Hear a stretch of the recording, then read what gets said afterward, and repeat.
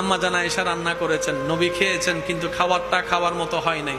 আম্মা জান আয়েশা সিদ্দিকা মনে কষ্ট পাবে বলে নবীজি সেটা বুঝতে দেন নাই, খেয়েছেন।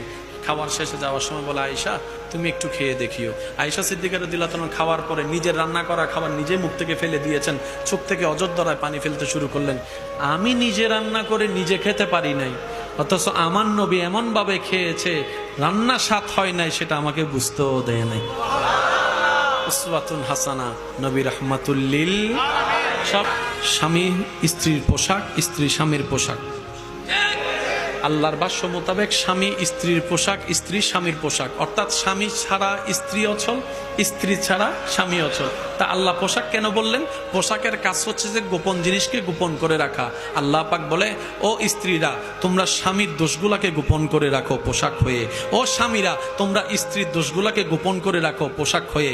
অর্থাৎ স্বামীর কারণে যেন স্ত্রী সমাজে কলঙ্কিত না হয়, স্ত্রীর কারণে যেন স্বামী সমাজে কলঙ্কিত না হয়। একজন আরেকজনের পরম বন্ধু, এমন বন্ধুত্ব করো ইবাদতের জিন্দেগি দিয়ে, যেন জান্নাতের মধ্যেও তোমরা স্বামী স্ত্রী থাকতে পারো। বলেন সুবহানাল্লাহ। যখন ঝগড়া হবে নিচের দিকে তাকাবেন, শুধু আস্তাগফিরুল্লাহ বলবেন। কি বলবেন? আস্তাগফিরুল্লাহ। আর বলবেন আউযু বিল্লাহি মিনাশ শাইতানির রাজিম। আল্লাহ, শয়তান আমাকে রাগ দিচ্ছে, রাগ হলে তো ঝগড়া হবে, ঝগড়া হলে তো অনেক লম্বা হয়ে যাবে, ডিভোর্স হয়ে যেতে পারে। আল্লাহ, শয়তান থেকে তুমি বাঁচাও, আমাকে বাঁচাও, আমাকে বাঁচাও। দেখবেন যে আপনার মাথা ঠান্ডা হবে।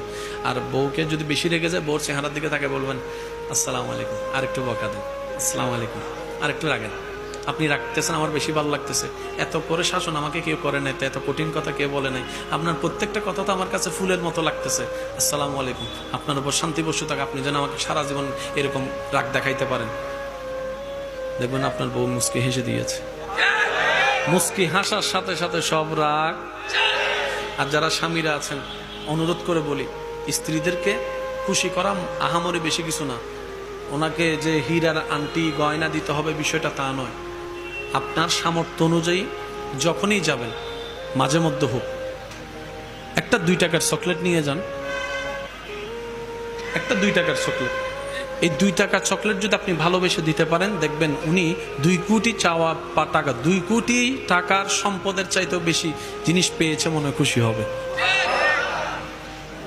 স্বামীরা ইনশাল্লাহ কাজটা করতে পারবে। আবিয়া তাকল হর ইনশাল্লাহ, বিয়া তাকল চুপ করে বই থেকে স্বামীরা ইনশাল্লাহ কাজ করতে পারবে। ইনশাল্লাহ বলি না, স্বামীরা কাজ এটা করতে পারবে। যৌতুকের জন্য মারামারি চলবে, মাঝে মধ্যে রান্না মজা না হলে প্লেট চলবে। রাসূল পাক সাল্লাল্লাহু আলাইহি ওয়াসাল্লাম আম্মা জান